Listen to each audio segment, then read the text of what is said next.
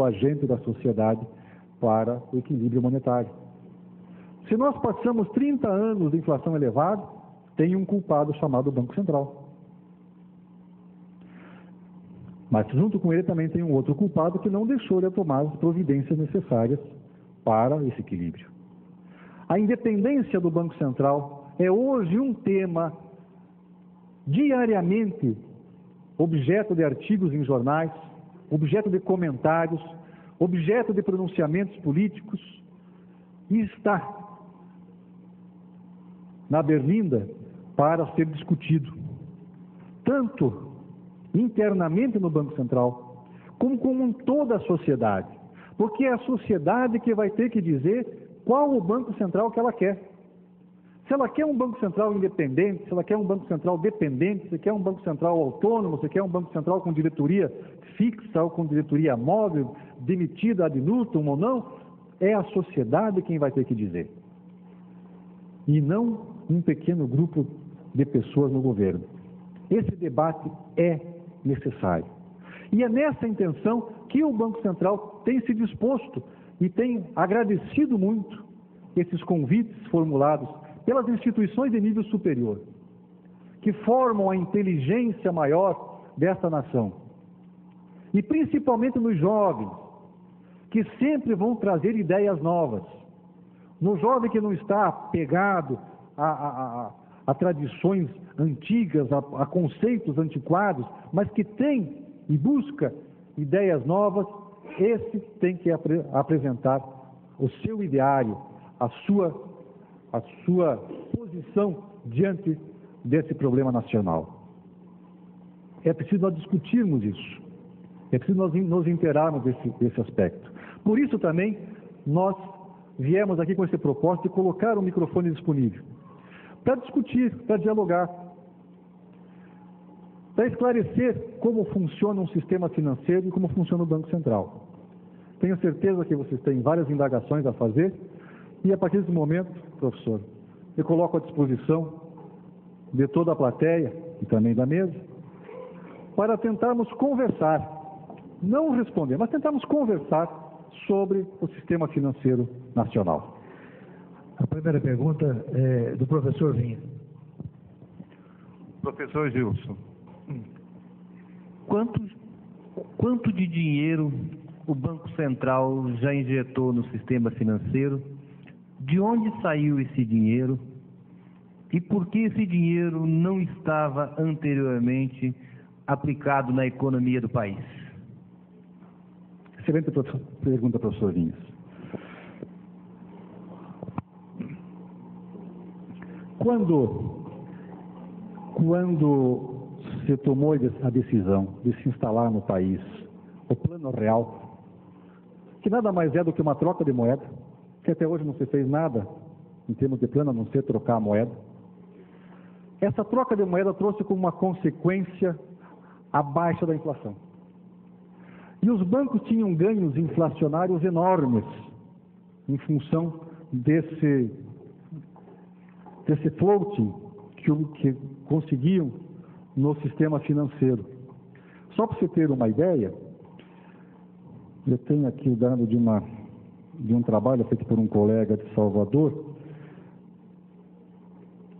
A transferência de recursos do público em geral para os bancos alcançaram expressivos valores, foram de 8,5 bilhões em 92, 11,5 bilhões em 93, 9 bilhões em 94 e somente 255 milhões em 95.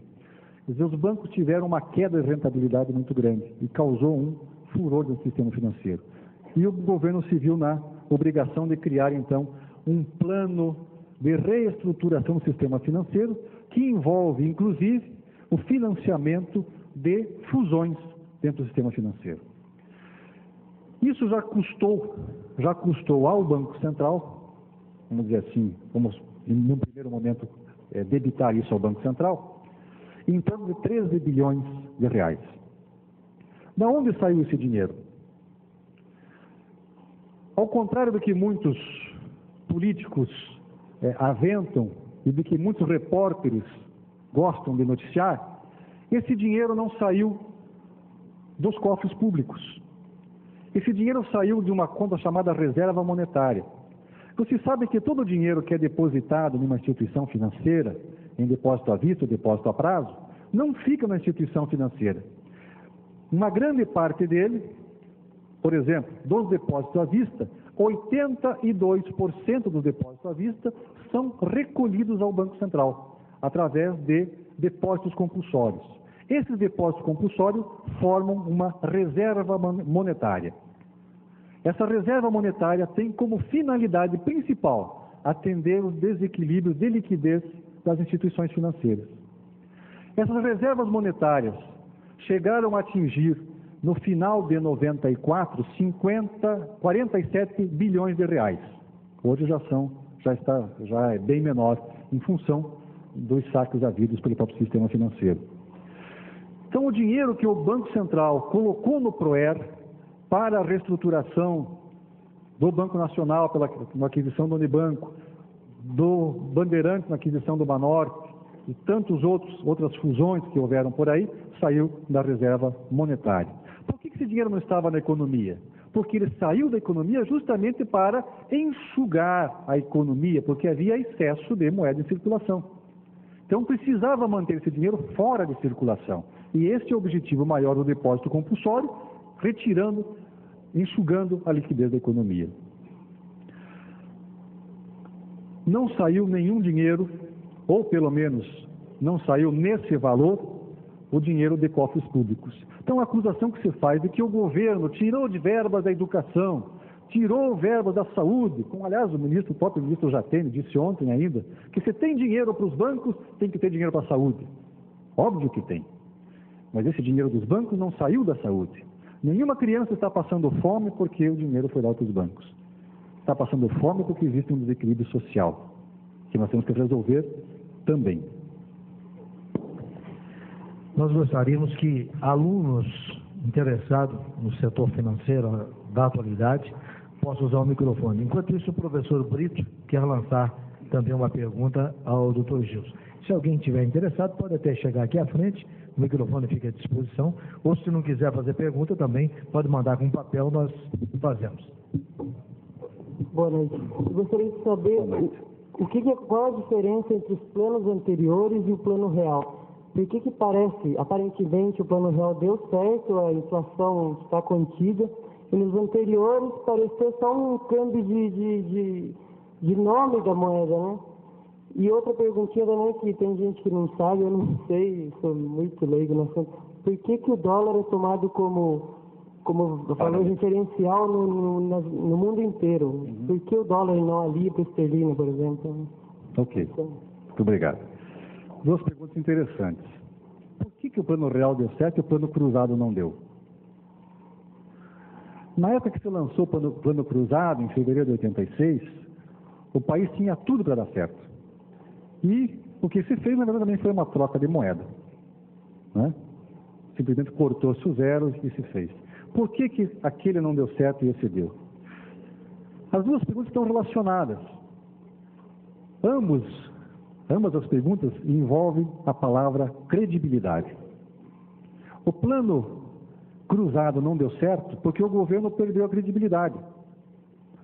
Porque começou a abrir torneiras, começou a abrir válvulas de escape e começou a usar o plano com fins eleitoreiros.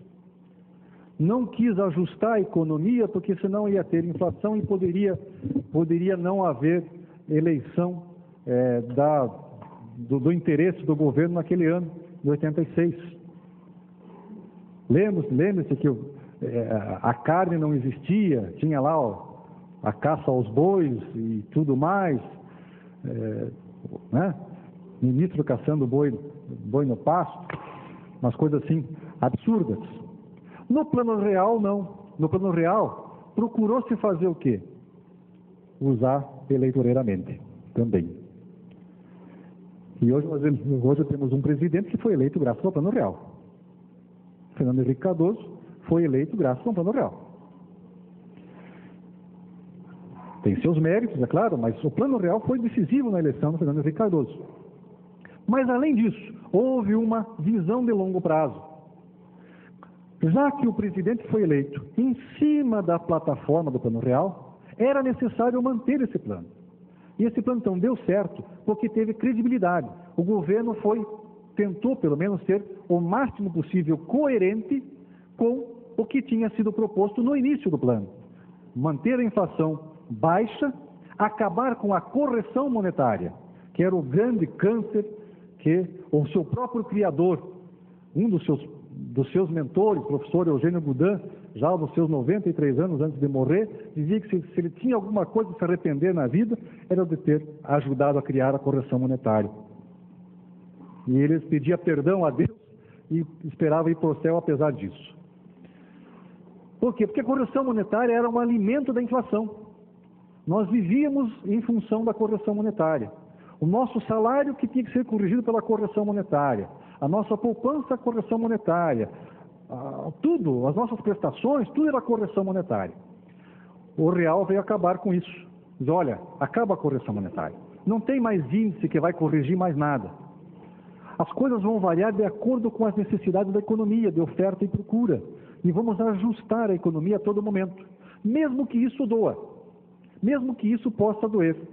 Mesmo que isso possa ter um período em que a economia vai ter um ajuste muito grande, com um reflexo enorme no sistema financeiro e até um reflexo enorme na produção. Como o sistema financeiro entrou em crise por causa da diminuição do float, né, do ganho inflacionário que as instituições tinham, também o setor produtivo entrou em crise, porque não tinha o financiamento e começaram a haver as demissões. Se quebra o sistema financeiro, quebra o setor produtivo junto. Não tem jeito. Então, teve um período de ajuste, e ainda estamos num período de ajuste. O plano real corre um sério risco. Ele está atrelado em 3 pernas, que é a troca de moeda, a estabilidade, ou vamos dizer assim, o equilíbrio da balança comercial e de pagamentos, e a reforma tributária. Por enquanto, nós só tivemos uma perna, que é a troca da moeda. Se não adotarmos outras providências com relação à economia internacional e a reforma tributária, ou seja, o financiamento da máquina do governo, o plano real corre o risco de não dar certo também. Por que o dólar é aceito no mundo inteiro? Porque tem credibilidade. Todo mundo acredita que o dólar é uma moeda que vale a mesma coisa hoje e amanhã. Então, se eu tiver dólar, eu vou ter uma reserva de valor. Lembre lá, uma das funções da moeda é de ser reserva de valor. Quando a inflação era alta no país, o que nós fazíamos? Procurávamos coisa que mantivesse o valor de compra da nossa moeda. Comprávamos imóveis, investimos em automóveis, comprávamos dólar, comprávamos ouro. Por quê? Para manter o poder de compra da nossa moeda. O dólar tem uma aceitação internacional, por quê? Porque se acredita que a economia americana seja uma economia estável, que ela não vai entrar em crise de uma hora para outra. Se houver algum indício de que a economia dos Estados Unidos possa entrar em crise, o dólar vai ser trocado por outra moeda com certeza. Há muito pouco tempo atrás, a libra esterlina era uma moeda considerada muito forte. E, de repente, a economia inglesa entrou em crise. E precisou uma Margaret Thatcher tomar providências radicais na economia inglesa para fortalecer a libra. A libra sempre valia muito mais que $1. E a libra chegou a valer, eram necessários 8 libras para comprar $1. Hoje a libra já tem um valor parecido com o dólar. Já vale em torno de 0,8, 0,9 dólar. Então, tudo está atrelado à credibilidade. Assim como as instituições financeiras. Se eu quiser quebrar um banco, basta eu ir ali na praça e dizer, olha, tal banco vai quebrar. E se alguém acreditar em mim e começar a repetir isso, em poucos dias eu quebro o maior banco que vocês quiserem, até os bancos estrangeiros. Se eu espalhar em Nova York que o Citibank vai quebrar, e alguém acreditar em mim e começar também a compactuar e colocar isso em jornal e colocar isso na imprensa, colocar na mídia, dizendo que o Citibank vai quebrar, em 2 semanas eu quebro o Citibank. Então, tudo está em volta da credibilidade. E isso se atende também à nossa própria vida. né? A nossa própria pessoa. Se alguém fala mal de